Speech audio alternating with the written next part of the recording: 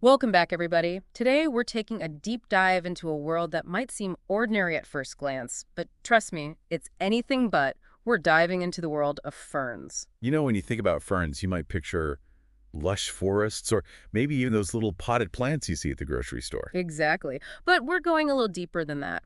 Our source material today is a blog post, believe it or not, about transplanting wild ferns. Yeah, it's from a blog called kianmemela.org, written by this guy named Ang, who calls himself an old software plumber. An old software plumber who writes about transplanting ferns. That's just the tip of the iceberg. His blog covers a crazy range of topics. You've got programming, photography, even fish keeping. Wow. It sounds like he's got quite a diverse set of interests. Definitely. And what's cool is how he kind of weaves these different threads together. In this case, is his experience with transplanting ferns that leads him to some pretty interesting discoveries about these plants. So what exactly was he doing with these ferns? Well, he had these overgrown ferns in his open garden, and he decided to transplant them into pots.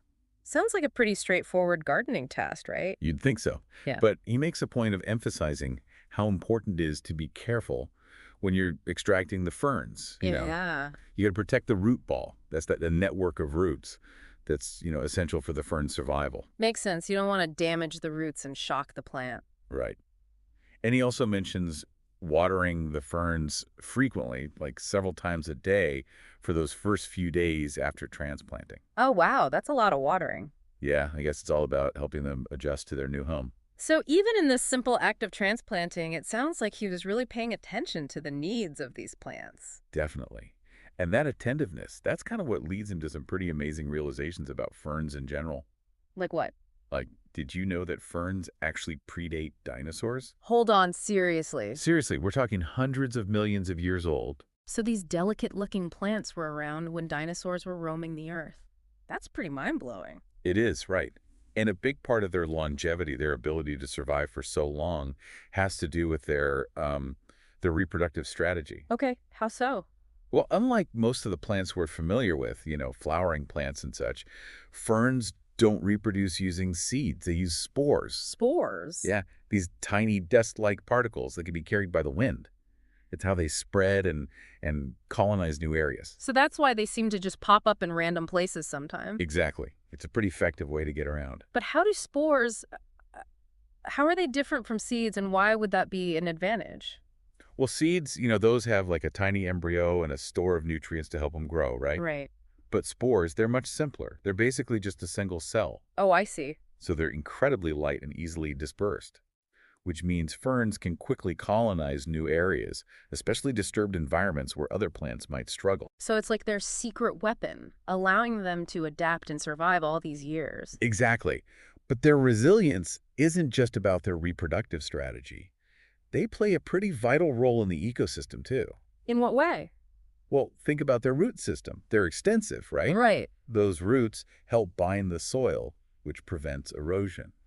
They create a stable environment for other plants to grow, too. Makes sense. And they also contribute to biodiversity. They provide habitat and food for all sorts of insects and animals. So these unassuming ferns are actually these ecological powerhouses. It really changes your perspective. It does, doesn't it? And Ang himself observed this kind of duality while he was transplanting them. What do you mean? He was struck by, those delicate fronds, that kind of delicate foliage they have, Right. and contrasted that with their surprisingly robust root system. Those ferns are tougher than they look. It's like a metaphor for life, Oh. Strength often lies beneath the surface. I like that. It's a reminder to look deeper, to appreciate the complexity of the natural world. Definitely. So it sounds like Ang's experience sparked a real appreciation for ferns. Absolutely. And he even had this lighthearted comment about their care. Oh. He mentioned that ferns are, well, he said they're a good choice for gardeners who enjoy frequent watering. So maybe not the best pick for someone who forgets to water their plants every now and then. Probably not. But it does bring up an interesting point about ferns and their need for consistent moisture, Mhm. which makes sense, considering they've evolved in environments where water is readily available. Makes sense. And speaking of evolution, I'm kind of curious to delve deeper into their ancient history. We know they predate dinosaurs, but I'm wondering, what were those early ferns like? Yeah, how have they changed over millions of years? Well, that's where things get really interesting. Fossil evidence shows that those early ferns, they were often much larger than the ferns we see today. Like how much larger? Some of them reached tree-like proportions. Giant tree ferns. Wow, that's incredible. It's hard to imagine these, delicate-looking plants towering over the landscape. What happened? What caused them to, shrink over time? It's probably a combination of factors. Hmm. Climate change, maybe competition from other plant groups like flowering plants, which evolved later. But even though they're not as imposing as their ancestors, Yeah. modern ferns, they've adapted to an incredible variety of habitats. I mean, you find them everywhere. Yeah, like lush rainforests, Yeah, obviously. in rainforests. But you also mentioned like arid deserts. Deserts, yeah. How can a plant that needs, consistent moisture survive in a place like that? That's where the incredible diversity of ferns comes in. Well, a lot of them, yeah, they prefer those moist environments. Some species have evolved these remarkable adaptations to cope with drought conditions. What kind of adaptations? Well, some desert ferns, they have like these thick, waxy leaves to minimize water loss. Others have deep root systems so they can tap into those, underground water sources. So even within the world of ferns, there's this whole range of strategies for survival. Absolutely. It's a reminder that evolution isn't always about, becoming bigger or stronger.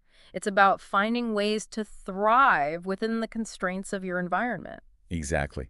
And those adaptations often lead to some fascinating variations in their life cycles. Oh, like what? Some desert ferns, they have this resurrection What is strategy. Christians? Yeah, during those dry periods, they look, totally withered, lifeless almost. Okay. But then the first rain comes, and boom, they spring back to life, unfurling their fronds and resuming growth. Wow. That's incredible. It's like they have this built-in mechanism for dealing with extreme conditions. I guess that's why they've been around for so long. They know how to weather any storm. It's a lesson in resilience for sure. And that ancient lineage, it means that ferns have witnessed some pretty dramatic events in Earth's history. Mass extinctions, the ones that wiped out countless other species. Ferns, they persisted. They adapted and evolved right alongside those changing conditions. It's kind of humbling, and inspiring. Makes you wonder if there's something we can learn from their ability to endure. I think there is.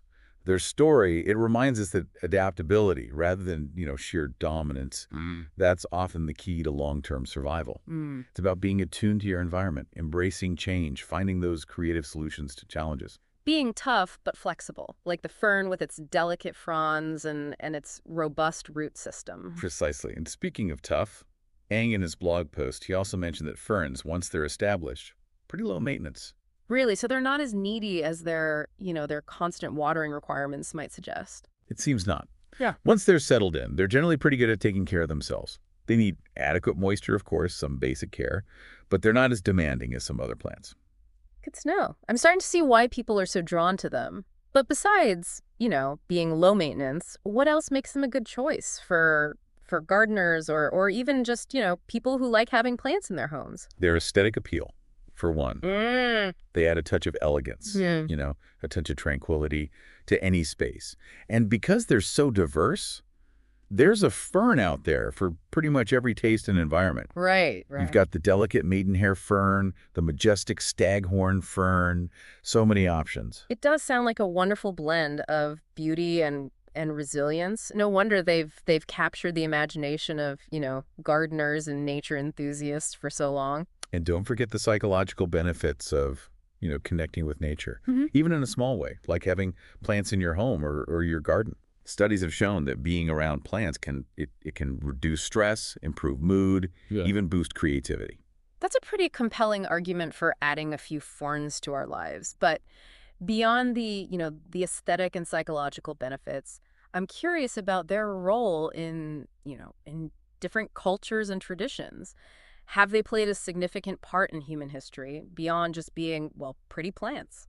Absolutely. Ferns have held symbolic meanings in different cultures throughout history. In some traditions, they represent luck, prosperity, even magical powers. Really? Yeah. For example, in Maori culture, the silver fern, it's a national symbol representing strength, resilience, and a connection to the land. It's fascinating how a simple plant can hold such profound meaning for people all over the world. It really makes you appreciate those intricate connections between nature, culture, and the human It experience. does, doesn't it? And those connections, they often go deeper than we realize. Yeah. For instance, ferns have even played a role in traditional medicine in various cultures. How interesting. Some species are used for their medicinal properties. Like what kind of medicinal properties? Well, certain fern species have been used to treat a variety of ailments, coughs, fevers, wounds, skin conditions. It's important to remember, though, that traditional remedies should always be used with caution and, in consultation with a qualified healthcare professional. Absolutely. It's a reminder that while plants can offer these incredible benefits, we should always treat them with respect and understanding. Exactly. And that respect extends to the wider ecosystem that ferns are a part of. Speaking of ecosystems, we talked about their role in preventing soil erosion. But I'm wondering, what other ecological contributions do they make? Are they involved in any unique relationships with other organisms? They are, yeah. Ferns form these symbiotic relationships with fungi, specifically mycorrhizal fungi. Mycorrhizal fungi, what are those? They grow on the fern's roots and help them absorb nutrients from the soil more efficiently. So it's like a partnership, a mutually beneficial thing. Exactly. The fern provides the fungi with sugars produced through photosynthesis. Oh, I see. It's like a trade. Food for essential nutrients. Wow, that's pretty cool. Yeah. And this partnership, it allows ferns to thrive in these nutrient-poor soils where Right. they might not, make it on their own. It's amazing how, even in the plant world, cooperation and interdependence are so important for survival. It's not just about competition. Right. It's about finding those ways to work together for mutual benefit. And that interconnectedness, it goes beyond, just the fungi. It extends to the animal kingdom, too. Oh, in what way? Ferns provide habitat and food for a whole bunch of creatures. Like, Insects that feed on their fronds, birds that use those dense, foliage for nesting. right? They're not just passively existing in the ecosystem, they're actively shaping it, supporting other species. It's really quite incredible when you think about it. Their resilience, especially in a world facing, so many environmental challenges, it makes you wonder if there are lessons we can learn from them, from ferns, about how to adapt and thrive in the face of change. I think there are, yeah. Their story, it reminds us that resilience isn't just about, being tough. It's also about being flexible, resourceful, and connected to your surroundings. Mm. Just like ferns have adapted to, countless environmental shifts over millions of years, we too can find ways to navigate the challenges of a changing world. It's about, paying attention to those subtle cues of our environment, just like ferns have evolved to respond to changes in light, moisture, and temperature. Maybe that's how we develop a greater awareness of our own interconnectedness with nature. And by fostering a sense of community and cooperation, like drawing inspiration from those symbiotic relationships that ferns have, we can create, more resilient and sustainable ways of living. It really is a powerful message of hope and adaptability. And to think it all started with this software engineer, Ang, who just decided to, transplant some ferns from his garden into pots. It's amazing how something so, seemingly ordinary can lead to such profound insights. Aang's experience, it reminds us that the curiosity, that willingness to learn, it can open up these whole worlds of knowledge and wonder, even in the most, familiar places. It's a reminder that the natural world it's full of secrets waiting to be uncovered, stories waiting to be told, lessons waiting to be learned. And sometimes, all it takes is a simple act of observation, a moment of curiosity to spark a journey of discovery. So, as you go about your day, take a look at the ferns around you, those ancient survivors quietly thriving in gardens, forests, even cracks in the pavement. Maybe they'll whisper their own stories of resilience, adaptation, that interconnectedness.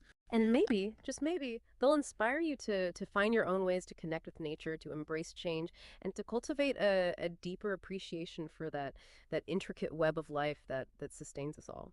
Thanks for joining us on this deep dive into the world of ferns. Until next time, keep exploring, keep learning, and keep diving deep.